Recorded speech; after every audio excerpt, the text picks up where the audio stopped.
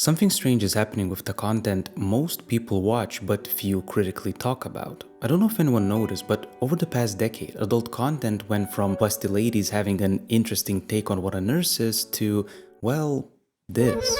In the meanwhile, the conversation around indulging in this type of content went from moralizing finger wagging using the name of the Lord to calling it one of the worst addictions in the world today, which is moralizing finger wagging using the name of science. But okay, fine, the neuroscience behind gooning is legitimately worrying and many people do genuinely have a problem with this habit. However, that still doesn't explain this. What does this have to do with ape likes to see pretty woman and release dopamine? In this light, it very conveniently remains unintelligible and beneath our discussion. But what I found through studying Jungian psychology is that if we shift our viewpoint from seeing this into that or that into this, we can unlock the archetypal meaning lying behind these weird fantasies and finally, by taking them seriously, truly understand what's so universally gripping about them. And I have quite a few videos doing that, but today I actually want to analyze something larger, overarching the whole thing. I want to discuss with you a 3,000-year-old myth addressing the meta reason behind watching pornography in the first place, and in doing so, hopefully show you the primordial roots of this modern addiction. So there was this relatively obscure ancient Greek myth of Hermaphroditus. The story goes that Hermaphroditus was a child of the beauty goddess Aphrodite and thus was an incredibly handsome boy. As a child, he was nursed in a cave of naiads, female spirits associated with water, until he turned 15 and finally ventured outside. Along his journey in a forest, he encountered a lustful nymph Salmacis in her pool who fell for him at once. All we need to know about Salmacis is that she, quote, would not interrupt her leisure and was only concerned with bathing and basking in her own beauty. Anyway, the boy actually rejected her and made her leave. But Salmacis could not overcome her desire. She must get what she wants. So when the boy thought the nymph was gone, he dove into her pool and of course, Salmacis jumped out, wrapped herself around him, and called out to the gods that they should never part. The wish was granted, their bodies blended into one, and when Hermaphroditus realized what had happened, he cursed the pool. Now, weirdly, isn't this story just as unintelligible as modern-day adult content expressions? Yes, it is. That's why I told it. As you can probably intuitively feel, this story is full of symbolism. And that means that we're not dealing with a narrative about the objective outer world like in a slice of life movie, but rather it is a story about the inner world. But the problem is, how the hell are we supposed to communicate about our inner psychic experiences? It doesn't have form or shape, it's intermingled and messy, it's often paradoxical and conflicting with itself, and if that wasn't enough, it's always shifting and changing. Yet it nevertheless manages to form a coherent enough unity that is definitely real in the sense that it affects your behavior and thus reality. Well, did I not just describe mythology? See, it uses the language of symbols called figurative speech in an attempt to express the inexpressible, which means that we need to interpret these stories psychologically if we wish to rescue them from remaining ooga booga nonsense in the case of mythology or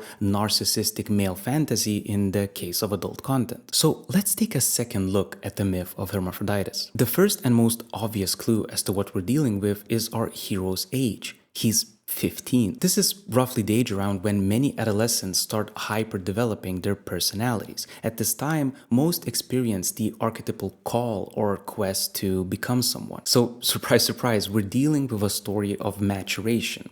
I say that because the coming-of-age story is like the narrative motif of humanity. Humans pray with the rising sun, erect towers, and build rockets to embody the archetypal struggle of an emerging and growing consciousness from the eternal abyss of the animal, chaotic unknown. Even evolution depicts the same story. Conscious humans emerge from the blissful, instinctual world of animals. Anyway, what is important to know from here is that in this figurative speech, all over history, we encounter the same two opposite forces at play. We can think of it as the most ancient conceptualization of our being. Nowadays, our increasingly abstracting consciousness experiences the fundamental opposites as good and evil, but for the ancient man whose natural instincts still dominate, they were first and foremost experienced by the masculine and feminine. This distinction is actually foundational to anyone's interaction with reality, and is why we're still so occupied with this topic today. But importantly, in myths, we are rarely dealing with literal men and women. Remember, it's about the inner world. Rather, what's being portrayed are the figurative associations the ancient man made to these two fundamental categories. And what we need to know is that the thousands of pages of comparative mythology show that all over time and place, humans psychologically experience and thus portray consciousness or individuality as meta-masculine and unconsciousness or the impersonal as meta-feminine. Now, hold on, equating what's unconscious with the feminine might sound like a cancel-worthy claim in our times, but please just bear with me and this ancient symbolism will become much clearer. Plus, I bet you will be surprised by where I eventually go with this. Okay, so in this light, we can see that the story of Hermaphroditus is full of feminine symbols. He was born to a beauty goddess. He was nursed in a cave, think womb, by powerful feminine spirits of water. Water is also feminine symbolism. For the ancient man, water is the deep, unknowable force that both nurtures and drowns. In other words, Hermaphroditus is far from a mature, conscious personality by his dependence on this symbolic, great, nurturing mother. But one day he dares to finally venture into the world. His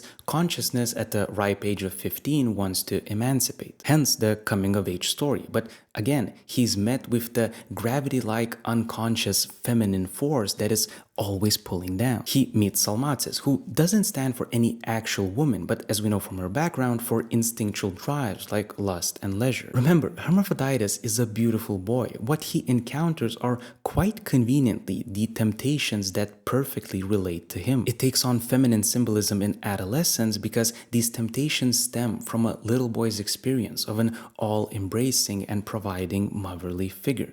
The ancients weren't stupid. Also, what's even more fascinating, in another version of the story, Salmacis is actually the naiad who nursed infant Hermaphroditus. So in that version, Salmacis literally represents the infantile, unconscious experience of our young hero.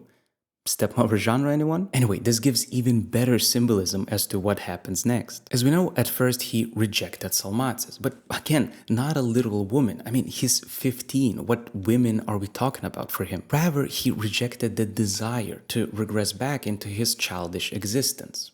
Good job. But as we know, gravity did its thing and he eventually gave in to his temptation when no one was watching.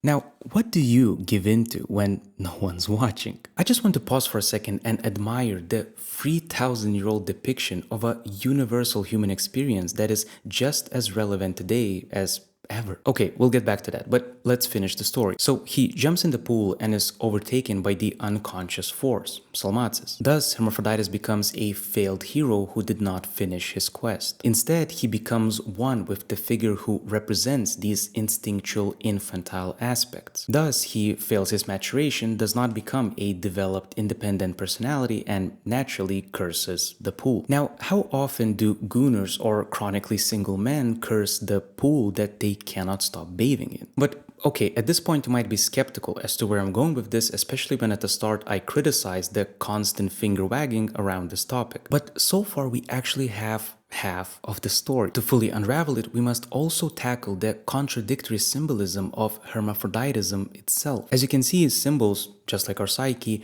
are contradictory and intermingled. For example, the basic symbol of water can represent both forces of regeneration and destruction, the magical healing pool versus the flood. Just like the profound symbol of the Ouroboros, a serpent eating its own tail is both life and death at once, because it eats what it simultaneously creates. Well, these motifs try to encompass, in figurative speech, the whole or the round of our being. Aren't each of us a unity of living and dying at once? So fascinatingly, the symbol of hermaphroditism is also a symbol of wholeness, of the perfect self, which obviously throws a curveball into our narrative thus far. See, it's a symbol of perfection because the Hermaphrodite is male and female, begetting and conceiving, devouring and giving birth, active and passive, all at once. It's a symbolical container that's uniting the fundamental opposites. It intuitively symbolizes perfection because this hermaphroditic image is self-content. It is independent of any you. It is only